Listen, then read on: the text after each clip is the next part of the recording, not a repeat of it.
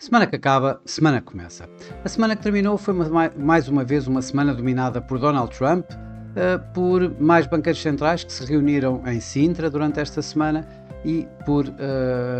importantes dados económicos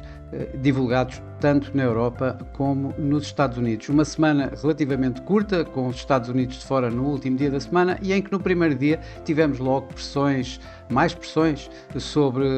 a Reserva Federal, sobre Jerome Powell em especial, por parte de Donald Trump, com uma nota manuscrita enviada por este a Powell, a apelar para que ele comece a cortar taxas de juros, isto numa semana onde tínhamos aqui importantes dados económicos. Mas Jerome Powell parece não ter, digamos, alinhado por essa notificação manuscrita pelo próprio Donald Trump, isto quando em Sintra manteve o discurso que tem tido ultimamente, em que mantém a vontade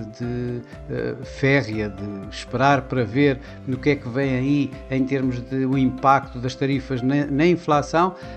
e dizendo ao mesmo tempo que a economia norte-americana se encontra num bom momento em que não necessita de uma urgência de cortes de taxa de juros. Este discurso de esperar para ver foi um pouco o discurso de uma forma global dos banqueiros centrais que se encontraram esta semana em Sintra, no fórum do BCE, porque tanto Christine Lagarde como Kazuo Ueda ou Andrew Bailey também,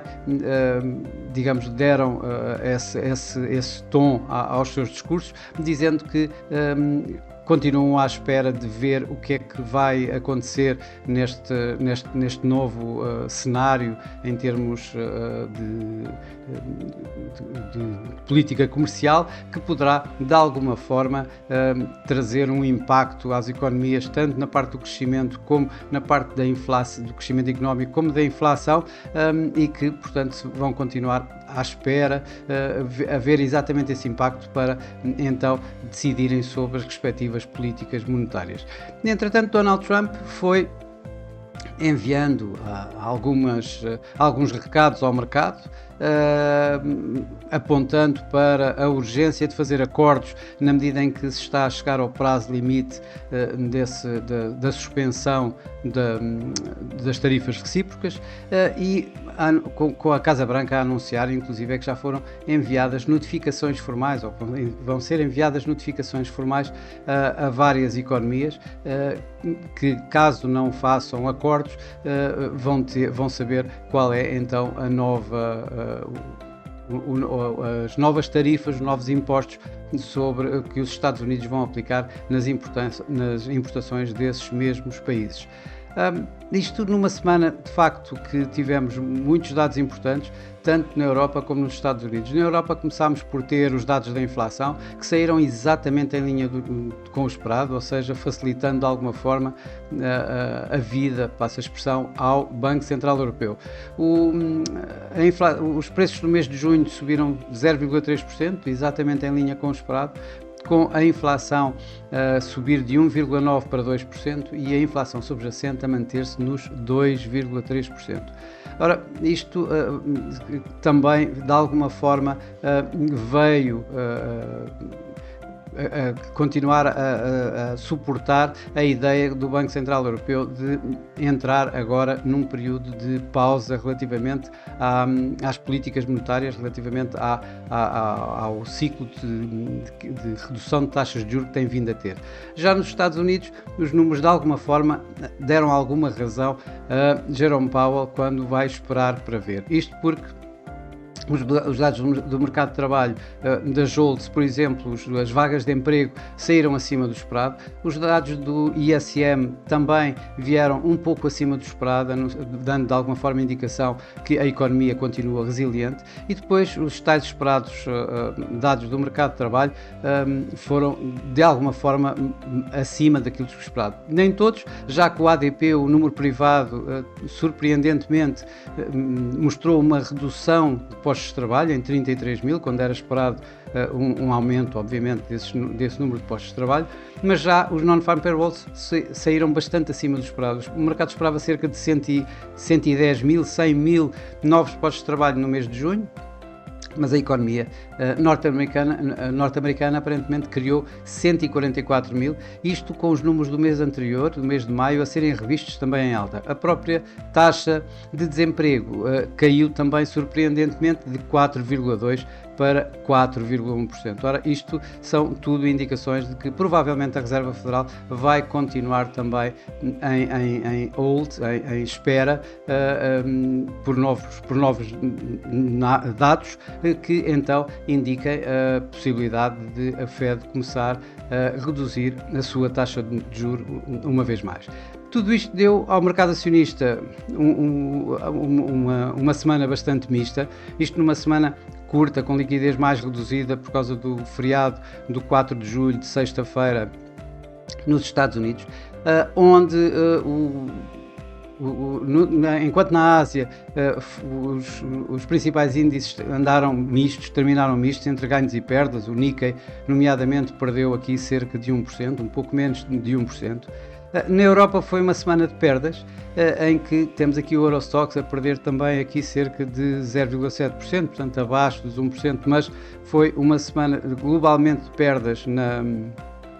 nos principais índices acionistas europeus, e onde os Estados Unidos, uma vez mais, se destacaram pela positiva, com o Nasdaq, com o SP500 a fazerem novos máximos de sempre, e como vemos aqui assim, o SP500 a ganhar esta semana cerca de 1,7%. Cá por Portugal, o nosso PSI não esteve em linha com os seus pares europeus, ganhou bem mais inclusive do que todos os outros. Tivemos o PSI a ganhar esta semana aqui cerca de 3,4%, onde a grande maioria, praticamente todas as cotadas em bolsa, na Bolsa de Lisboa, acabaram por obter ganhos, em que temos aqui Jerónimo Martins, que foi o que mais liderou os ganhos, que mais ganhou esta semana, e ganhou aqui há cerca de 7%, e uma das poucas que perdeu esta semana foi os CTT, e tiveram uma perda marginal na ordem dos 0,4% esta semana. Mas esta semana também foi uma semana onde acabou o primeiro semestre deste ano, terminaram os primeiros 6 meses do ano, e nestes primeiros 6 meses o que nós verificamos é que, por exemplo, os mercados europeus são os que mais ganharam. Temos aqui o DAX, que subiu cerca de 20%. O Nasdaq teve, junto com o SP500, uma evolução positiva aqui na ordem dos 5,5%, enquanto na Ásia tivemos entre ganhos e perdas, tivemos realmente alguns mercados, como por exemplo o sul-coreano ou Hong Kong, a ganhar bastante em linha com o que ganhou, por exemplo, o DAX. Mas, por exemplo, tivemos o Nikkei a ganhar apenas marginalmente nestes 6 meses, cerca aqui de 1,5%. Já por cá, por Portugal, o PSI acabou por ganhar nos primeiros 6 meses aqui cerca de 17%. No mercado cambial, esta semana foi também uma semana bastante calma, bastante de consolidação dos atuais níveis. O dólar registou, é certo, um novo mínimo, o DXY fez um mínimo a 96, mas andou depois todo o resto da semana a consolidar entre os tais 96 de mínimo logo no início da semana e um máximo de 97, portanto tivemos aqui assim uma consolidação destes em níveis mínimos. Já o euro-dólar consolidou em níveis máximos, realmente fez um novo máximo do ano a 1,1830, também logo no início da semana, mas andou aqui assim a negociar durante a semana toda entre os tais 1,17 e 1,18, a consolidar em torno destes novos máximos do euro-dólar, nos máximos deste ano e dos últimos anos, aliás. Também, obviamente, tivemos aqui o fim dos primeiros 6 meses deste ano. E o que nós verificamos é que o dólar teve a maior perda dos últimos 50 anos, aproximadamente, em termos de primeiros 6 meses, da perda semestral, dos primeiros 6 meses, em que, como vemos aqui, o DXY perdeu quase 11% durante estes primeiros 6 meses. Já o euro-dólar, ou melhor, o euro ganhou face ao dólar nos primeiros 6 meses cerca de 14%, começou o ano em torno de mínimos abaixo de 1,02 para terminar praticamente a 1,18.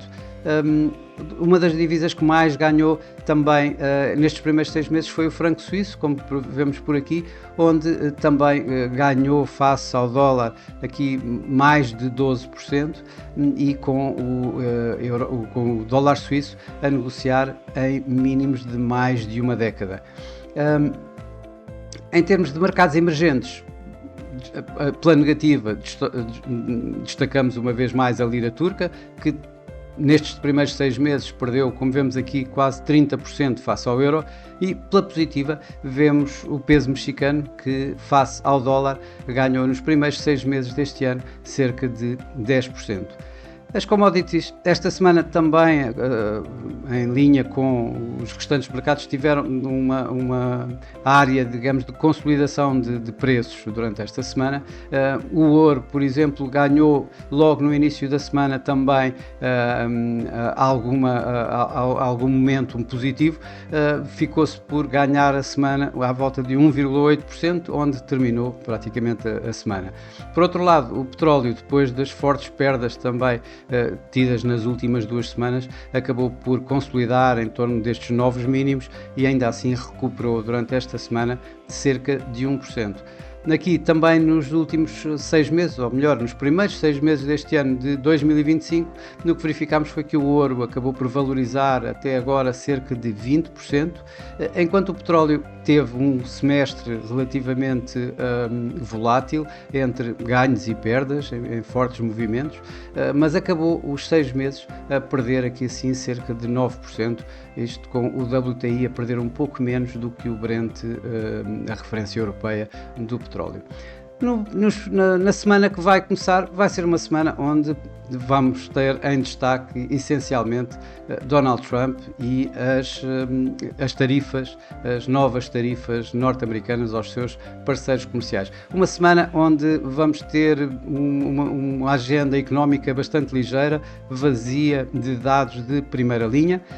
onde vamos ter bancos centrais, onde vamos ter o Banco Central australiano, em que o mercado espera um corte de taxas de juros dos 3,85 para os 3,60, onde vamos ter o Banco Central da Nova Zelândia, que deverá manter a sua taxa de juros inalterada nos 3,25, e o Banco da Coreia, que deverá cortar uma vez mais, manter portanto o seu ciclo de cortes de taxa de juros e cortar a sua taxa de juros de 2,5 para 2,25. Mas de facto os mercados o que vão estar bastante atentos é ao que se vai passar com Donald Trump, o que se vai passar com as tarifas. O prazo limite é de 9 de julho. O mercado vai estar à espera de acordos de última hora até lá, vai ver as notificações formais que são enviadas, a que países são enviadas e que níveis de tarifas vão ser colocados, e tudo isso vai provavelmente fazer uma volatilidade adicional nos mercados durante esta semana, enquanto esperam exatamente pelo desfecho e se eventualmente Donald Trump irá ceder e irá dar algum prolongamento destes prazos limites para os novos acordos que estão a tentar ser feitos com os Estados Unidos em termos de política comercial. Bom, e para esta semana é tudo. Desejo a todos uma boa semana, bons negócios, e eu por mim cá estarei para a semana com mais Semana que Acaba, semana que começa. Até lá!